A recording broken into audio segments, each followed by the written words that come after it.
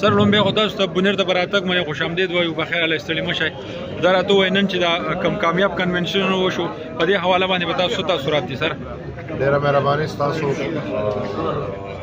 نن الحمدلله کامیاب کنونشن وشو نو زه ډیر خوشاله یم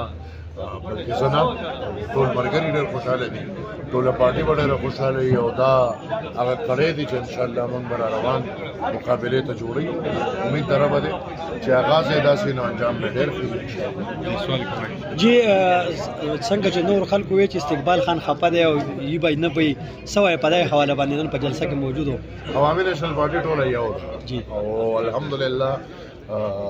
زیاتر نشنلیان هغه یي چې دوی په مرګ د دې پارټۍ نو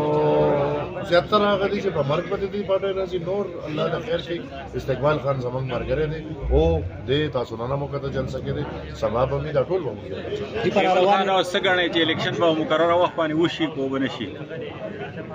پکار دی چې وشي پکار دی چې